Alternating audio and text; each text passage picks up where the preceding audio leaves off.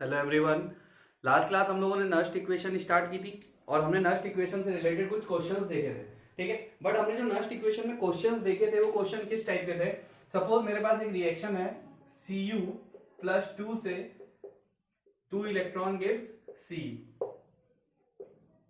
तो इसके लिए E is equal to E naught minus 0.059 by n log Cu upon Cu plus 2। ये equation हमने पढ़ी थी नस्ट इक्वेशन। बट सपोज करो कि हमारे पास एक गैल्वेनिक सेल है। अब गैल्वेनिक सेल में तो दो टाइप की रिएक्शन होंगी ना, सिर्फ रिडक्शन तो होगा नहीं, वहां पे ऑक्सीडेशन भी होगा। अगर हमारे पास दोनों टाइप की रिएक्शन है तब हमको सेल का ईएमएफ कैलकुलेट करना है। EMF in the sense E cell. अगर उस केस में हमें ई सेल कैलकुलेट करना है तो हम कर पाएंगे कि नहीं कर पाएंगे, तो वो हमें देखना है। ठीक है, तो मैं अगेन वही सेल उठा रहा हूं, Daniell cell. Zn Cu plus 2 electron gives, ठीक है, ये रिएक्शन मैंने उठा ली। अब देखो ये किस फॉर्म में है, ऑक्सीडेशन के फॉर्म में, ये किस फॉर्म में, रिडक्शन के फॉर्म में। अब मुझे ये रिएक्शन कंबाइन करनी है तो 2 इलेक्ट्रॉन से 2 इलेक्ट्रॉन कैंसिल आउट हो गए और ये रिलेशन क्या आ रहा है, यानी ये इक्वेशन क्या आएगी, Cu plus 2 plus Zn gives Zn plus 2 plus Cu। आपका Zn सॉलिड है, एलिमेंटल फॉर्म में, Cu भी सॉलिड है और दोनों बाकी एक्वस फॉर्म में। ठीक है, अब अगर मुझे इस सेल के लिए, अब ये तो क्या बन गया, ये एक सेल बन गया ना, ये गैल्वेनिक सेल बन गया क्योंकि इसमें दोनों टाइप की रिएक्शन है, हमने कंबाइन कर दिया। वो जो रिएक्शंस थी अभी तक हम सिर्फ इसका ईएमएफ कैलकुलेट कर रहे थे, तो ये क्या थी, ये हाफ सेल था। यानी अभी तक हम नस्ट इक्वेशन यूज कर रहे थे हाफ सेल रिएक्शंस के लिए। ठीक है, अब हम लगा रहे हैं कंप्लीट रिएक्शन के लिए, यानी कंप्लीट रिडॉक्स रिएक्शन के लिए।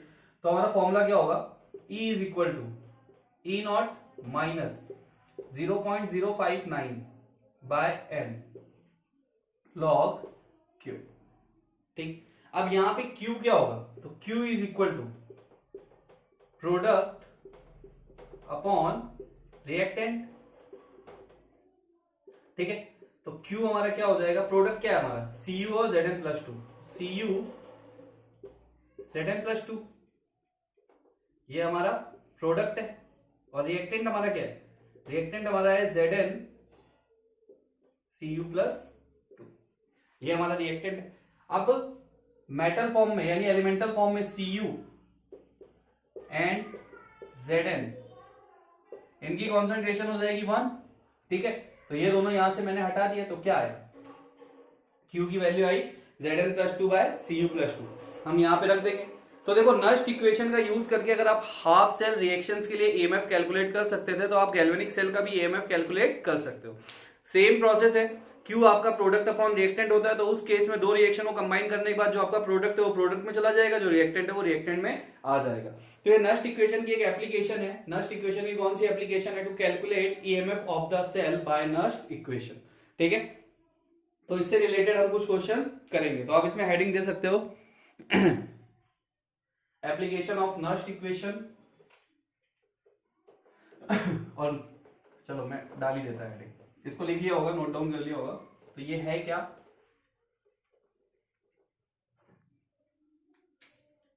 एप्लीकेशन है नस्ट इक्वेशन की, कि नस्ट इक्वेशन का यूज करके हम क्या क्या कर सकते हैं। ठीक है, और उसमें क्या है, calculate EMF of the cell, यानी हम किसी सेल का ईएमएफ नस्ट इक्वेशन से कैसे कैलकुलेट कर सकते हैं। तो देखो Q की वैल्यू तुम्हारी आ गई। अब तुम्हारे यहां से इक्वेशन जो बन के आएगी वो इक्वेशन क्या बन के आएगी, E is equal to E naught minus 0.059 by n log Zn plus 2 by Cu plus 2। अब क्वेश्चन में तुम्हें इसकी कंसंट्रेशन गिवन होगी, ई नॉट तुम इसको ऑलरेडी निकाल चुके हो, 1.10 वोल्ट आता है, याद होगा तुम्हें। नहीं तो क्वेश्चन तुम्हें इनके हाफ सेल के ई नॉट दे देगा या कंप्लीट ई नॉट दे देगा, मतलब रिलेशन सेम ही है, कोई एक चीज पूछी जाएगी बाकी चीज तुम्हारे सामने होगी। ठीक है, नोट कर लीजिए इसे।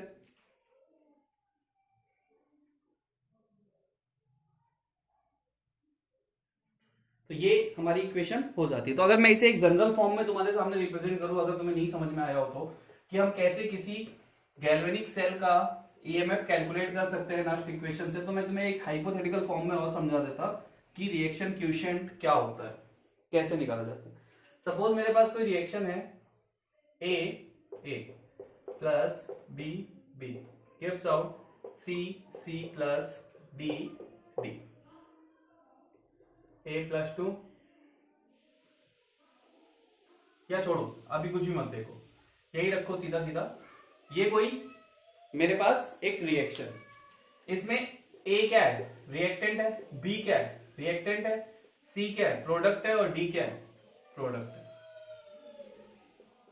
ठीक है, ये वाला स्मॉल ए, स्मॉल बी, स्मॉल सी और स्मॉल डी क्या है, ये है बैलेंसिंग कोएफिशिएंट।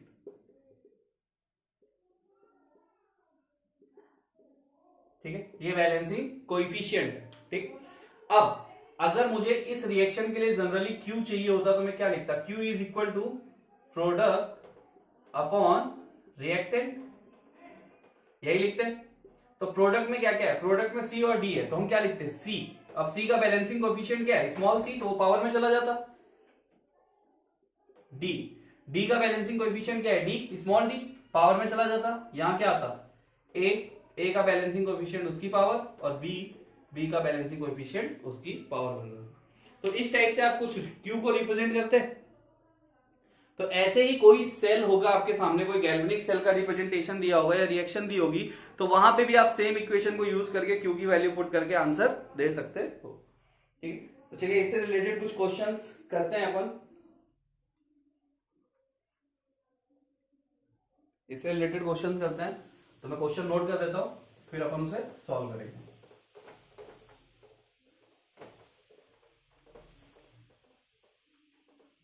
इस पे ज्यादा क्वेश्चन नहीं करेंगे, 2-3 ही क्वेश्चन करेंगे। चलिए ये क्वेश्चन है हमारे पास, calculate the standard electrode potential of Ni+2 Ni electrode. ठीक है, if the cell potential of the cell is 0.59 volt.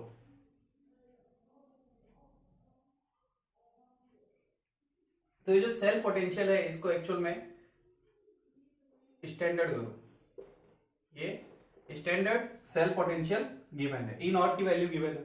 ठीक है, और ई नॉट Cu+2 to Cu ये तुम्हारा गिवन है।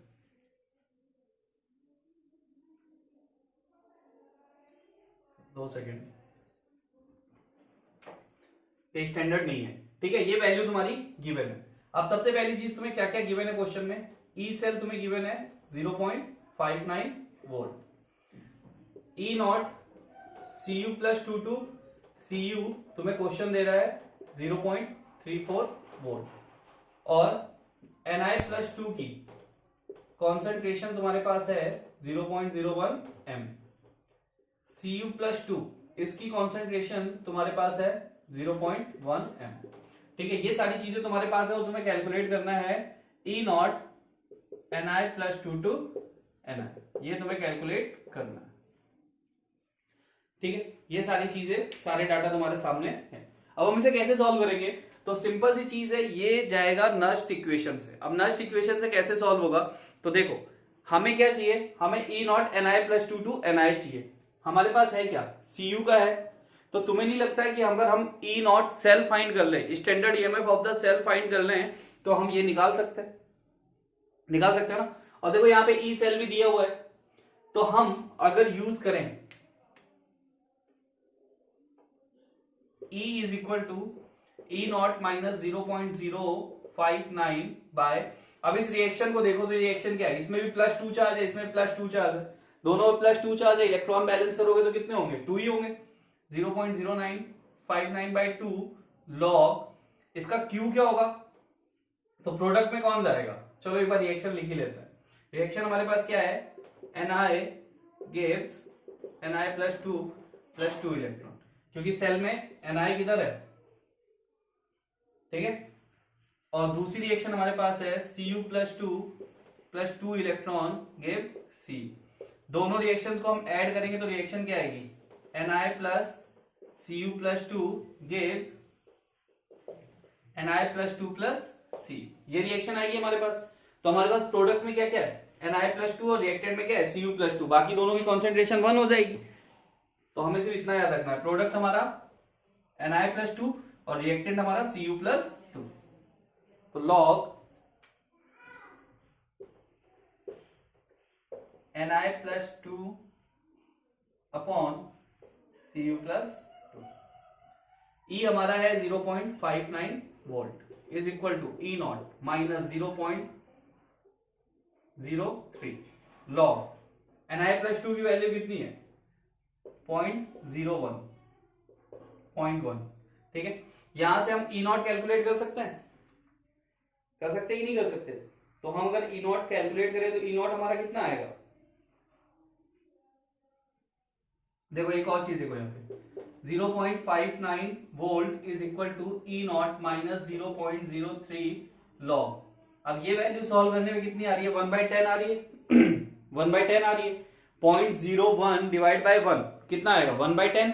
अब 1/10 आ रहा है तो इसे तुम कैसे सॉल्व कर सकते हो, देखो अगर तुम्हें प्रोडक्ट अपॉन रिएक्टेंट को एक्सचेंज करना है या फिर लॉग Q, जो Q होता है ना, Q होता है प्रोडक्ट अपॉन रिएक्टेंट, बट अगर तुम्हें Q रिएक्टेंट अपॉन प्रोडक्ट लिखना है, यानी जो लॉग के साथ Q होता है ना उसको तुम्हें रिवर्स करके रिएक्टेंट अपॉन प्रोडक्ट लिखना है, तो बीच का साइन है ना वो चेंज हो जाएगा। तो हम क्या कर सकते हैं, 0.59 volt is equal to E0, ये साइन हो जाएगा प्लस, क्योंकि तुम लॉग Q को रिवर्स कर रहे हो, तो 0.03 लॉग और ये बन जाएगा 10, ठीक है। इसे सॉल्व करोगे E0 तुम्हारा आ जाएगा, E0 कितना आएगा, log 10 1 हो जाएगा, इसको इधर करोगे तो E0 आ जाएगा 0.56 वोल्ट के आसपास, यही आएगा, ठीक है। अब 0.56 वोल्ट तुम्हारा आ गया E0। अब तुम कैसे निकाल सकते हो वो value E0 Na+2 to Na। तो देखो E0 सेल तुम्हें मिल गया है और E0 का फॉर्मूला हम बहुत पहले से पढ़ते आ रहे हैं, जो सबसे स्टार्टिंग में हमने पढ़ा था, E0 cell is equal to E0 cell is equal to E0 R minus E0 L। E0 R क्या है, Cu+2 to Cu, ठीक है। E0 सेल कितना है हमारा 0.56, R कितना है हमारा 0.34 minus E0 Na+2 to Na, ये हमें चाहिए। तो E0 Na+2 to Na हमारा कितना आ जाएगा, इज इक्वल टू 0.34 माइनस 0.56। इसको सॉल्व करोगे तुम्हारा आंसर आ जाएगा, ठीक है। माइनस में आएगा कितना, माइनस 0.2 और 2, 0.22 वोल्ट आ जाएगा आंसर। तो देखो ये आ गया तुम्हारा, यानी तुम्हें सारे डाटा तुम्हारे सामने थे, तुमने कुछ भी नहीं किया, तुम्हारे पास कॉन्सेंट्रेशन थी, तुम्हारे पास सेल का ईएमएफ था, एक हाफ सेल का तुम्हारे पास ईएमएफ था, दूसरे का तुम्हें फाइंड करना था, तुमने फाइंड कर दिया। नोट कर लीजिए इसे।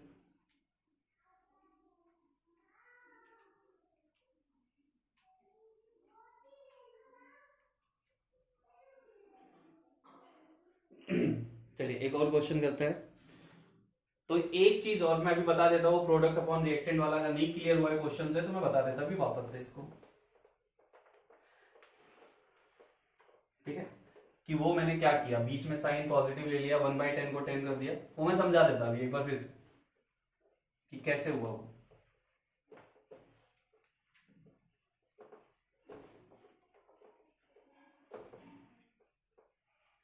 हमारे पास सेल क्या था, हमारे पास सेल था Na2 Na+2 salt brace Cu+2 to Cu, ये सेल था हमारे पास, ठीक है।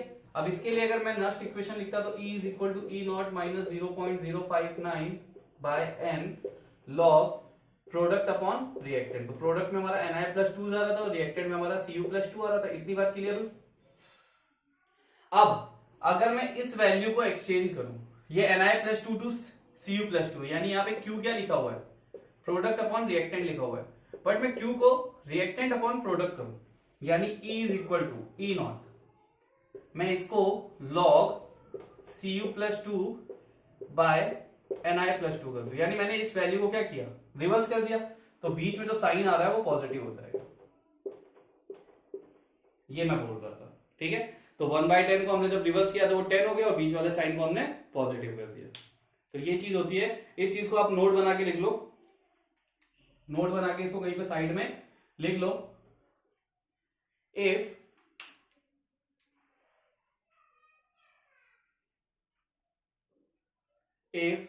Q is exchanged,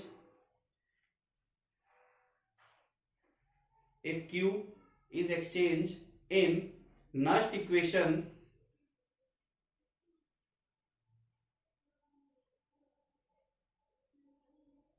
then we also change the sign in Nast equation। यानी नस्ट इक्वेशन में आप साइन जो पॉजिटिव निगेटिव है तो निगेटिव पॉजिटिव हो जाएगा, इसको भी आप चेंज करोगे अगर आपने प्रोडक्ट अपॉन रिएक्टेंट को चेंज किया है तो, ठीक है। तो इसको नोट बना के कहीं साइड में लिख लो, जैसे तुम्हें समझ में आया वैसे लिख लो। चलिए नेक्स्ट क्वेश्चन उठाते हैं। तो नस्ट इक्वेशन से हम हाफ सेल का ईएमएफ तो कैलकुलेट कर ही सकते थे, उसके साथ साथ हम किसी भी सेल का ईएमएफ कैलकुलेट कर सकते हैं। चलिए ये सेल आपके सामने लिखा हुआ है, क्या बोल रहा है question, right the Nernst equation and calculate the EMF of the cell at 298 kelvin. ठीक है, सेल आपका क्या है, Cu से Cu+2 जिसकी कॉन्सेंट्रेशन कितनी है 0.130, Ag प्लस से Ag, यानी इसमें रिडक्शन कौन कर रहा है, रिडक्शन कर रहा है Ag, और ऑक्सीडेशन कौन कर रहा है, ऑक्सीडेशन कर रहा है Cu। ठीक है, अगर हमें नहीं भी पता होता हम दोनों वैल्यू को आपस में कंपेयर करते, दोनों में से बड़ी, अब दोनों पॉजिटिव वैल्यू है और दोनों पॉजिटिव में बड़ी कौन सी है ये, तो फॉर श्योर ये रिडक्शन करता और ये ऑक्सीडेशन करता। हम यहां से भी क्लियर कर सकते थे अगर हमें सेल का रिप्रेजेंटेशन नहीं गिवन होता तो। चलिए हम नस्ट इक्वेशन, सबसे पहले क्या है, राइट द नस्ट इक्वेशन, हम नस्ट इक्वेशन इसके लिए लिखते हैं। तो E इज इक्वल टू, और यही हमें कैलकुलेट करना है EMF of the cell, E is equal to E naught minus 0.059 by n log Q, ये हमें लिखना है। ठीक है, तो पहले हम रिएक्शन देख लेते हैं। रिएक्शन क्या होने वाली है, Cu gives out Cu+2 electron, ये देगा, और Ag plus electron gives Ag। अब हमारे पास दो इलेक्ट्रॉन है, यहाँ पे सिर्फ एक इलेक्ट्रॉन, अगर हम रिएक्शन को ऐड करें तो हमें इलेक्ट्रॉन को ऐड करना होगा, यानी इलेक्ट्रॉन इक्वल करने होंगे, तो इस रिएक्शन में मुझे 2 का मल्टीप्लाई करना पड़ेगा। तो क्या हो जाएगा, Cu+2 Ag plus gives Cu+2 Ag। अब ये जो 2 का मल्टीप्लाई किया तो E नॉट सेल पे इसका कोई इफेक्ट पड़ेगा क्या, वो तो 80 वोल्ट ही रहने वाला है, वो थोड़ी ना 2 इंटू 0.80 वोल्ट हो जाएगा, उस पर तो कोई इफेक्ट नहीं पड़ेगा ना। तो यहाँ पे सिर्फ क्या होगा, अब पावर्स आ जाएंगी, Ag प्लस जो तुम Q रखोगे ना तो Q में पावर आ जाएगी और कुछ नहीं। तो देखो E naught minus 0.059 by n की वैल्यू कितनी है, तो कितने इलेक्ट्रॉन बैलेंस किए तुमने दोनों में, 2 लॉग प्रोडक्ट क्या है हमारा Cu+2, क्योंकि Ag की तो कंसंट्रेशन 1 हो जाएगी तो Cu की 1 हो जाएगी अपॉन Ag प्लस, और उसका बैलेंसिंग कोएफिशिएंट कितना है 2, तो वो कहां चला जाएगा, पावर में। ये हमारी इक्वेशन आ गई, तो ये हमने नोट डाउन कर दी नस्ट इक्वेशन। अब देखो E नॉट, तो E नॉट तुम यहां से निकाल सकते हो, E naught is equal to E naught R minus E naught L। R पे कौन है Ag प्लस, तो 0.80 माइनस राइट में कौन है 0.34, यहां से तुम इसे सॉल्व करोगे इसका आंसर आ जाएगा। ठीक है,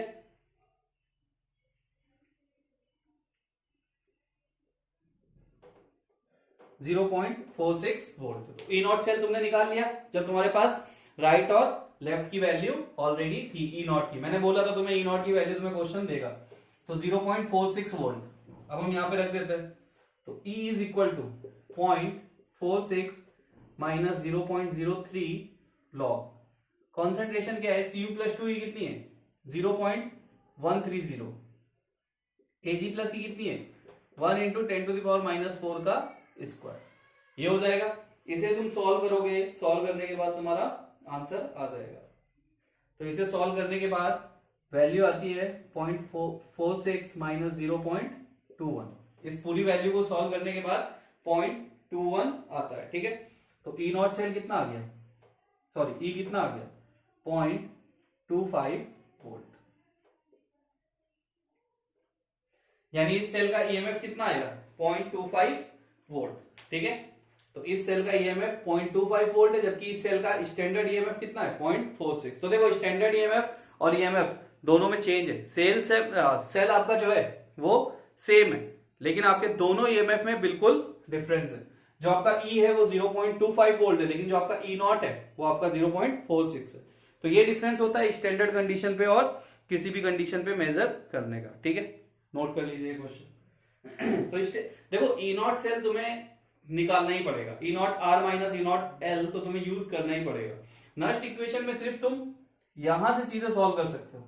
ई सेल फाइंड करने के लिए कॉन्सेंट्रेशन से तुम रिलेशन निकाल सकते हो, लेकिन ये तो तुम्हें ऑलरेडी मैं सिखा चुका हूं ई नॉट कैसे निकाला जाता है, और तुम्हें हर सेल में उसका ईएमएफ स्टैंडर्ड ईएमएफ मिलेगा। नोट कीजिए।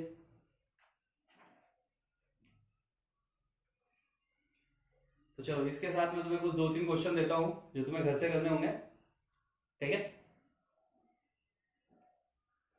और फिर अपन चलते हैं दूसरे कॉन्सेप्ट की तरफ, इसके दूसरे एप्लीकेशन की तरफ। देखो मोस्टली यही है कि जो क्वेश्चन उठेंगे वो सेल से ही उठेंगे, बाकी तो तुम्हें कोई कुछ भी बोले, तुम्हारे पास आंखें है और तुम प्रीवियस ईयर्स के पेपर जाके देख सकते हो। तो इलेक्ट्रोकेमिस्ट्री जो तुम्हें मिलेगा वो तुम्हें सेल से ही मिलेगा, इसीलिए सेल पे लगातार मैं 4 या 5 लेक्चर बना चुका हूं।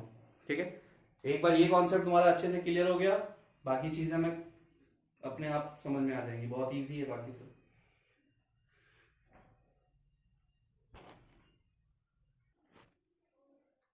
ये क्वेश्चंस है 3 क्वेश्चन।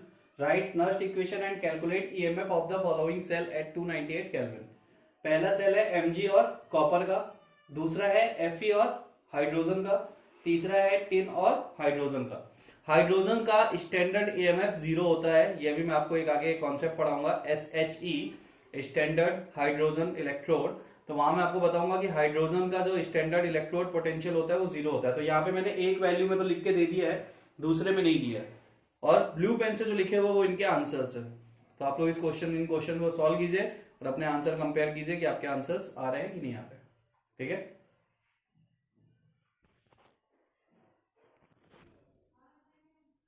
चलिए अब हम नेक्स्ट की सेकेंड एप्लीकेशन की तरफ चलते हैं कि अगर हमारा जो सेल है और उसमें जो 2 हाफ सेल हो रही हैं, 2 हाफ सेल रिएक्शंस हो रही हैं, अगर वो इक्विलिब्रियम पे है तो क्या बोला जाएगा।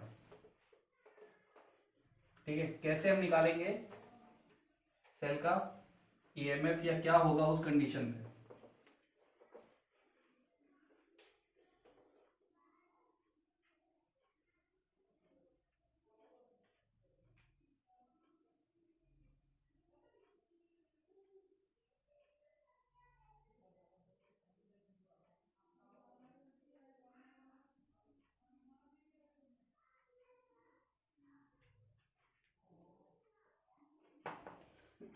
तो दूसरा है एट इक्विलिब्रियम, यानी कि इक्विलिब्रियम पे क्या होगा। तो देखो अगर मैं बात करूं एक रिएक्शन की, जैसे मैं वही रिएक्शन ले लेता हूं ZnCu सेल, ये सेल में ले लेता हूं। ठीक है, अब इसमें अगर मैं देखूं तो ये हमारा है रिडक्शन पोटेंशियल। ठीक है, और ये है हमारी प्रोग्रेस ऑफ रिएक्शन। ठीक है, रिडक्शन पोटेंशियल हमने लिया है और दूसरे साइड पे हमारे रिएक्शन की प्रोग्रेस है। अब अगर मैं देखूं तो इस सेल में होता क्या है, इस सेल में रिडक्शन कौन दिखाता है, कॉपर, और ऑक्सीडेशन कौन दिखाता है। तो अगर मैं देखूं तो कॉपर और Zn, ठीक है, कॉपर रिडक्शन करता हुआ और Zn ऑक्सीडेशन करेगा। जब ये दोनों एक पॉइंट पे आते हैं यानी इक्विलिब्रियम पॉइंट पे आते हैं, ये पॉइंट कौन सा आपका इक्विलिब्रियम का है, इस पॉइंट पे आते हैं तो दोनों की जो स्टैंडर्ड ईएमएफ होता है या दोनों का जो ईएमएफ होता है, दोनों हाफ सेल का जो ईएमएफ होता है वो इक्वल हो जाता है इस पॉइंट पे। ठीक है यानी कि एक सेल जिसमें 2 टाइप की प्रोसेस हो रही है, ऑक्सीडेशन भी हो रहा है, रिडक्शन भी हो रहा है, तो इक्विलिब्रियम पॉइंट पे क्या होता है, ये जो पॉइंट है इक्विलिब्रियम का पॉइंट है, उस पॉइंट पे क्या होता है, उस पॉइंट पे दोनों हाफ सेल का इलेक्ट्रोड पोटेंशियल इक्वल हो जाता है। अब जब दोनों का इलेक्ट्रोड पोटेंशियल इक्वल हो जाएगा तो इस कंडीशन में जो ई सेल है, ईएमएफ ऑफ द सेल है, वो जीरो हो जाता है। ठीक है, तो ये चीज आपको ध्यान में रखनी है कि at equilibrium E cell is equal to zero, यानी सेल का जो ईएमएफ होता है वो जीरो हो जाएगा। अगर किसी क्वेश्चन में आपसे बोल रहा है कि the cell is in equilibrium, ठीक है, तो इक्विलिब्रियम की स्टेट पे उसका ईएमएफ जीरो हो जाएगा। क्यों जीरो हो जाएगा? क्योंकि उस कंडीशन में दोनों इलेक्ट्रोड का जो इलेक्ट्रोड पोटेंशियल है वो इक्वल हो जाएगा। अब सिंपल सी बात है भाई, ई सेल, अगर तुम ई सेल भी कैलकुलेट करते हो तो E R minus E L से ही कैलकुलेट करते हो ना, और जो ये वैल्यू है ई आर और ई एल की वो सेम हो गई, तो सेल का ईएमएफ कितना आएगा भाई? अगर मान लो मैं बोल देता हूं ये 0.34 हो रहा है, उस कंडीशन में ये भी 0.34 हो जा रहा है, तो सेल का ईएमएफ कितना आएगा? जीरो। ठीक है, तो दोनों इलेक्ट्रोड पोटेंशियल की वैल्यू इक्वल होने की वजह से सेल का ईएमएफ जीरो हो जाता है। और अब यहां से हम कैलकुलेट करते हैं इक्विलिब्रियम कांस्टेंट। तो ये चीज आप नोट कीजिए, फिर मैं आगे बताता हूं कि नस्ट इक्वेशन में इसका कैसे यूज होगा।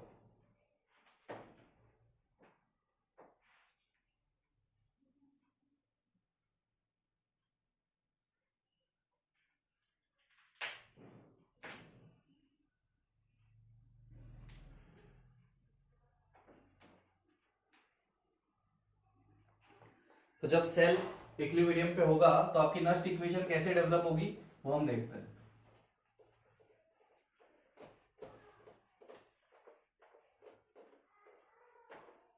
तो हम क्या लिखेंगे? At equilibrium EMF of the cell is equal to zero, यानी सेल का जो ईएमएफ है वो जीरो हो जाता है। तो इक्विलिब्रियम की कंडीशन में अगर मैं नस्ट इक्वेशन लगाऊं 0.059 बाय एन, तो जो लॉग क्यू था वो अब कन्वर्ट हो जाएगा केसी। केसी क्या है? ये है आपका इक्विलिब्रियम कांस्टेंट। ठीक है, अब अगर मैं यहां पे देखूं तो ये तो जीरो हो गया है, तो इक्वेशन क्या आ जाएगी? E not is equal to 0.059 by n log KC, ये आपकी इक्वेशन आ जाएगी। अब यहां से आप केसी को कैलकुलेट कर सकते हो, क्योंकि ई नॉट तो तुम्हारा कैलकुलेटेड डाटा है ही, एन तुम्हारा वही है same, number of electron balanced. तो ये इक्वेशन तुम्हारी बन के आ जाएगी शॉर्ट फॉर्म में, जिसमें तुम इजीली केसी भी कैलकुलेट कर सकते हो। ठीक है, अगर मैं चाहूं तो इस इक्वेशन को और चेंज कर सकता हूं। कैसे? मैं यहां से कर सकता हूं log KC is equal to n E not cell upon 0.059। इससे मैं डायरेक्टली केसी भी कैलकुलेट कर लूंगा। तो ये बात याद रखना, अगर सेल इक्विलिब्रियम पे है तो आपका उस कंडीशन में जो सेल का ईएमएफ है वो 0 वोल्ट हो जाएगा, यानी उस कंडीशन में कोई भी करंट फ्लो नहीं कर रहा होगा और कोई भी इलेक्ट्रॉन मूव नहीं कर रहा होगा सेल में से। इस चीज को आपको ध्यान में रखना है।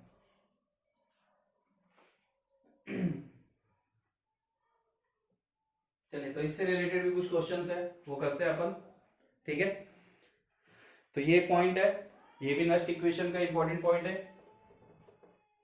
अब अगर तुम सोचो कि जीरो क्यों हो रहा है, सेल का ईएमएफ जीरो क्यों हो रहा है, तो देखो सिंपल सी बात है,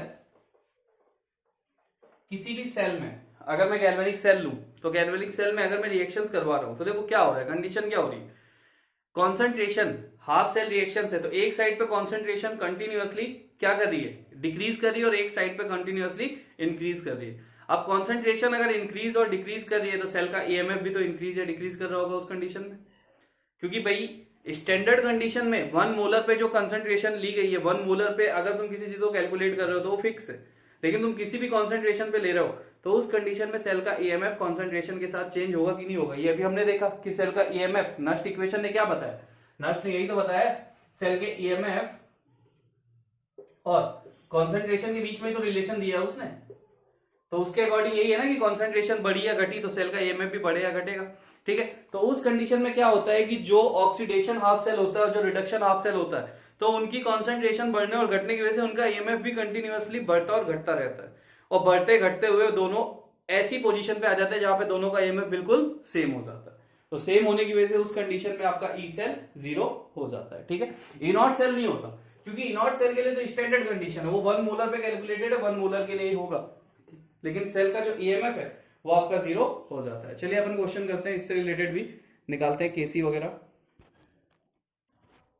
चलिए क्वेश्चन लिखा है सामने, calculate equilibrium constant for the reaction at 298 kelvin. Reaction क्या है, Cu plus 2Ag plus gives Cu plus 2 plus Ag। अगर मैं इसका रिप्रेजेंटेशन लिखना चाहूं तो मैं क्या लिखूंगा, Cu से Cu plus 2 दिखा रहा है मुझे, सॉल्ट ब्रिज Ag प्लस से Ag। मुझे क्या कैलकुलेट करना है, इक्विलिब्रियम कांस्टेंट यानी Kc मुझे कैलकुलेट करना है, ठीक है। इक्वेशन क्या बन के आई थी मेरी, E naught is equal to 0.059 by n। अब देखो यहाँ पे कहीं पे भी तुम्हें नहीं बोला है कि रिएक्शन इक्विलिब्रियम पे है, बट यार क्वेश्चन में तुम्हें ये तो बोला है ना कि इक्विलिब्रियम कांस्टेंट कैलकुलेट करना है, और इक्विलिब्रियम कांस्टेंट अगर कहीं पे कैलकुलेट करवा रहे हैं तो इसका मतलब क्या है, तो तुम भी समझते हो, ठीक है। तो इस बात को बताने का सिर्फ इतना सा मतलब था कि ये चीज कहीं पे भी लिखी आ जाए तो समझ जाना कि सेल इक्विलिब्रियम पे है। जरूरी नहीं है सेल आपको रिप्रेजेंट करेगा या क्वेश्चन आपको देगा, आपको समझना इतनी सी चीज है। log Kc log Kc is equal to n की वैल्यू कितनी हो जाएगी यहाँ पे 2, ई नॉट सेल कितना आ जाएगा, तो इसमें ई नॉट सेल मुझे निकालना है, तो E not is equal to E not R minus E not L.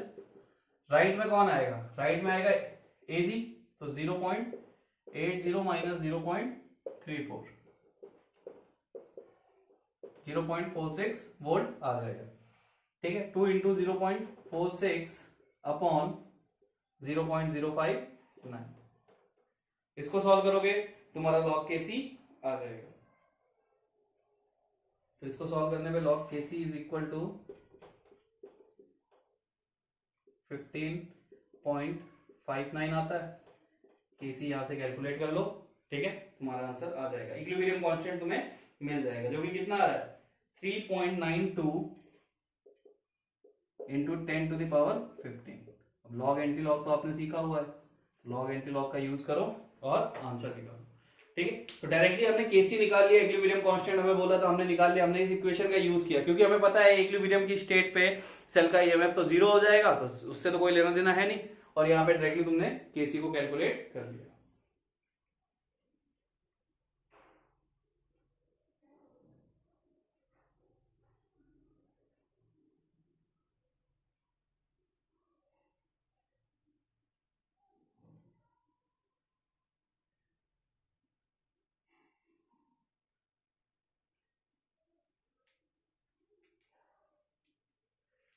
एक और क्वेश्चन है, ठीक है, मैं उसको सिर्फ रिप्रेजेंटेशन के फॉर्म में ले लेता। तो आप नस्ट इक्वेशन का यूज करके इक्विलिब्रियम कांस्टेंट कैलकुलेट कर सकते हो, रिएक्शन क्वोशिएंट कैलकुलेट कर सकते हो, ठीक है। आप सेल का ईएमएफ कैलकुलेट कर सकते हो, सेल का ई नॉट कैलकुलेट कर सकते हो, कुछ भी, यानी अगर डाटा तुम्हारे पास है तो तुम उस इक्वेशन से कुछ भी कैलकुलेट कर सकते हो। कॉन्सेंट्रेशन चेक कर सकते हो किसी की, कि अगर जैसे तुमसे बोला जाए कि सेल का ईएमएफ, जैसे एक क्वेश्चन था जिसमें था कि सेल का ईएमएफ 0 वोल्ट हो जाए तो उस कंडीशन में जो भी दिया था क्वेश्चन में उसकी कॉन्सेंट्रेशन क्या होगी कि सेल का ईएमएफ 0 हो जाए, ठीक है। बट क्वेश्चन ये भी तो बोल सकता है कि सेल का ईएमएफ 3 वोल्ट हो जाए, उस कंडीशन में किसी की कॉन्सेंट्रेशन क्या होगी, तो तुमसे कुछ भी कैलकुलेट करवा सकता है वो। इसमें सिर्फ तुम्हें लॉग और एंटी लॉग आना चाहिए, ये चीज तुम्हें ध्यान में रखना है। रिएक्शन हमारी 4Br minus plus O2, 4Br minus plus O2 plus 4H plus gives, ठीक है, Br2 प्लस H2। ये रिएक्शन है हमारी 4Br माइनस, तो reaction balance 2Br2 plus 2H2, ये रिएक्शन हमें दी हुई है। इसका हमें ई नॉट सेल उसने दिया हुआ है 0.16 वोल्ट। केसी कैलकुलेट करके दो।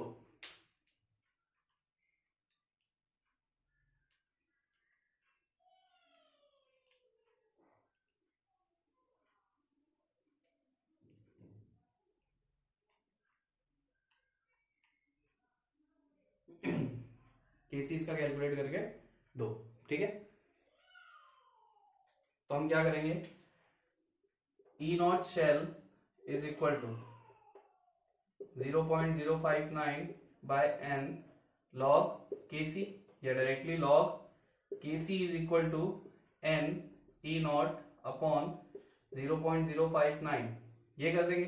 n की वैल्यू यहां से कितनी आएगी, तो जब तुम रिएक्शन को बैलेंस करोगे तो तुम्हें अपने आप दिख जाएगा 4 इलेक्ट्रॉन, क्योंकि 4Br माइनस में 4 इलेक्ट्रॉन ऐड करेगा तभी तो वो 2Br2 फॉर्म करेगा, तो यहीं से पता चल जाता है। और इसमें भी तुम देखोगे तो वही आएगा। तो 4 E0 है 0.16 0.059, यहां से तुम Kc कैलकुलेट कर सकते हो। ठीक है, इसका Kc कैलकुलेट करो कितना आ रहा है।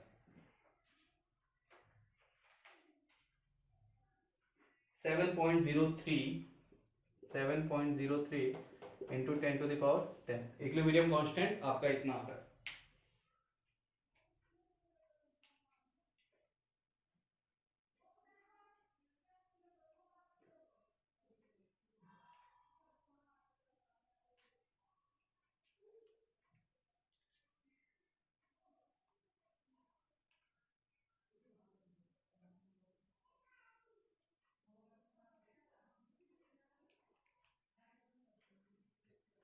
अब इसी टाइप के क्वेश्चंस इसमें रहने वाले हैं, यानी इक्विलिब्रियम कांस्टेंट कैलकुलेट करो, ये करो, तो वो क्वेश्चंस ही तुम्हारे पास रहने वाले हैं। तो मैं कुछ क्वेश्चन तुम्हें यहाँ पे नोट करके दे देता, वो क्वेश्चन सॉल्व करना।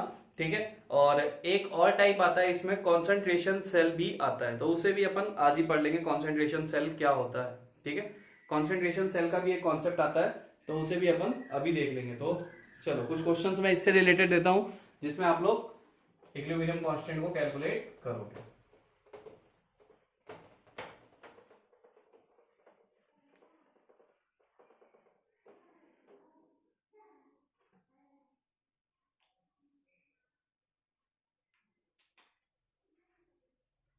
टू Fe+3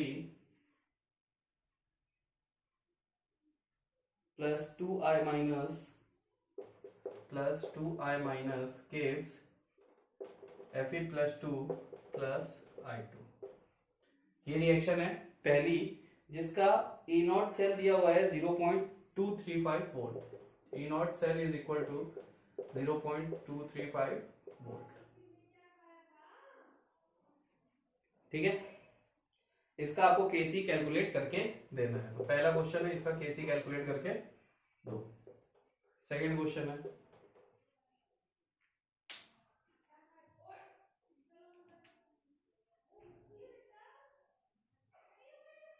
सेकंड क्वेश्चन में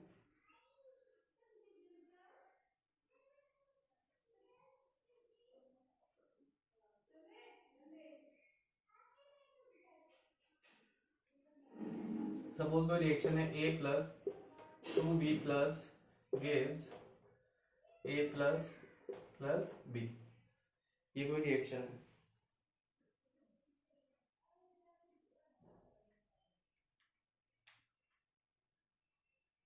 या फिर इसको ऐसे कर दो, A से 2B प्लस प्लस 2 और B, ये रिएक्शन है। ठीक है,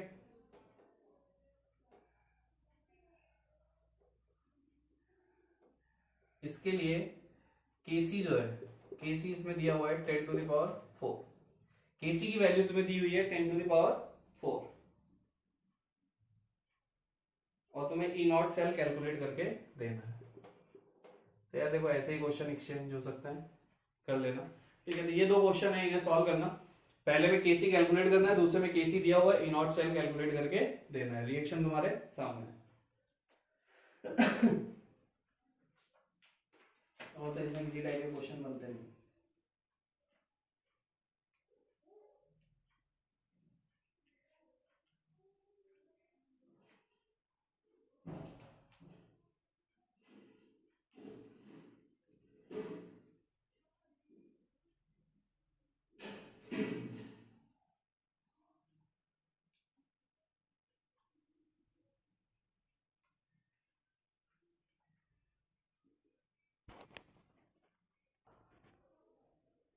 चलिए, एक रिलेशन है, तो डेल्टा Z0, ठीक है, यानी log Kc, इन सबके बीच में एक रिलेशन है। इक्विलिब्रियम कांस्टेंट अपन यहाँ पे एंड डालेंगे, relation between delta Z0 Kc and E0 cell, इनका आपस में क्या रिलेशन है ये हम देखने जा रहे हैं। अब देखो तुमने पढ़ा है delta G not is equal to minus n F E not cell, ये तुमने पढ़ा है। और अभी मैंने तुम्हें बताया है कि at equilibrium E not cell is equal to 0.059 by n log KC होता है, ये तुमने अभी पढ़ा है, ठीक है। तो अगर मैं देखूं तो ई नॉट की जो ई नॉट सेल की वैल्यू है, अगर मैं उसे पुट इन इक्वेशन 1, अगर 1 में मैं डालूं तो क्या होगा, delta G not is equal to minus n F. अब देखो ये वैल्यू तो क्या है 0.059 बाय एन लॉग केसी, ये वैल्यू तो सॉल्व करने के बाद आई है ना। अगर मैं इसे सॉल्व नहीं करता तो ये वैल्यू क्या होती, तो इसको और थोड़ा सा शॉर्ट फॉर्म, इसको और थोड़ा सा कर लेते हैं 0.059 बाय एन। भाई तुम लोगों ने एक चीज पढ़ा था ना 2.303 आरटी लॉग, इसका कैलकुलेशन करने के बाद ही तो ये वैल्यू आती थी 0.059 बाय एन। तो मैं अगर इसको इसी फॉर्म में लिखूं तो ये क्या हो जाएगा 2.303 RT upon n F log KC, यही हो जाएगा। भाई ये चीज आप लोग जाके नेक्स्ट इक्वेशन में देख लेना, हमने सारी वैल्यू पुट की थी तभी 0.059 बाय एन आया था। अब मैं ई नॉट सेल की वैल्यू ये इक्वेशन 1 में डालू तो क्या होगा, delta G not is equal to minus n F into 2.303 RT upon n F log KC, n F से एन एफ कट गया, तो delta G not is equal to minus 2.303 RT log KC. ये relation आ गया तुम्हारा केसी और delta G not के बीच में, ठीक है। तो इसका यूज भी करके अगर तुम्हें कहीं पे डेल्टा जी नॉट दिया हुआ है तो डेल्टा जी नॉट की वैल्यू का यूज करके तुम क्या केसी कैलकुलेट कर सकते हो। तो केसी तुम दोनों मीडियम से कैलकुलेट कर सकते हो, यहां पे सिर्फ यही बताने का मतलब था, ठीक है। नोट कीजिए इसे।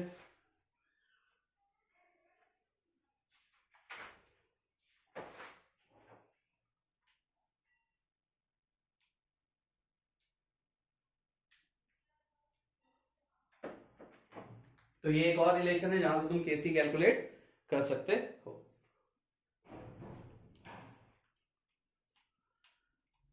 तो चलिए आज की क्लास इतनी रखते हैं क्योंकि इसमें 2 टाइप के क्वेश्चन है, बहुत है, ठीक है। इनसे रिलेटेड क्वेश्चंस को सॉल्व करो। नेक्स्ट क्लास में मैं तुम्हें इसका एक और टाइप पढ़ाऊंगा, कॉन्सेंट्रेशन सेल। कॉन्सेंट्रेशन सेल देखो मैं तुम्हें आइडिया दे देता हूँ कॉन्सेंट्रेशन सेल में क्या होता है, तो इसका आइडिया मैं तुम्हें आज ही दे देता हूँ, लेकिन इसे पढ़ेंगे अपन कल, क्वेश्चन इस पे कल करेंगे।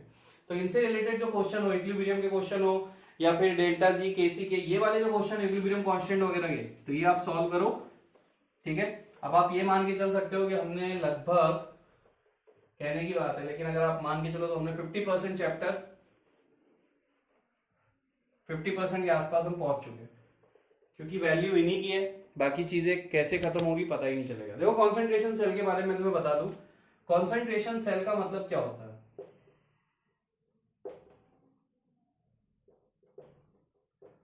कॉन्सेंट्रेशन सेल का मतलब होता है एक ऐसा सेल जिसमें जिस चीज का रिडक्शन हो रहा हो, यानी जो भी इलेक्ट्रोड तुमने लिया हो उसमें दोनों इलेक्ट्रोड सेम ही होंगे, यानी रिडक्शन करने वाला इलेक्ट्रोड भी कॉपर है तो ऑक्सीडेशन करने वाला भी कॉपर ही रहेगा। तो जिसमें दोनों इलेक्ट्रोड सेम हो जाएंगे वो सेल होते हैं आपके कॉन्सेंट्रेशन सेल। यानी कि अगर ऑक्सीडेशन कॉपर कर रहा है तो रिडक्शन भी कॉपर ही कर रहा है। तो इस केस में अगर मैं तुम्हें देखूं, देखो इक्विलिब्रियम पे क्या हो रहा था, इक्विलिब्रियम पे सेल का ईएमएफ 0 हो रहा था, E cell is equal to 0 हो रहा था। लेकिन कॉन्सेंट्रेशन सेल के केस में क्या होगा, अगर मैं देखूं तो सपोज Cu+2 ये तो रिडक्शन फॉर्म में, तो इसका 0.34 वोल्ट, हमें पता है कि इसके ई नॉट की वैल्यू कितनी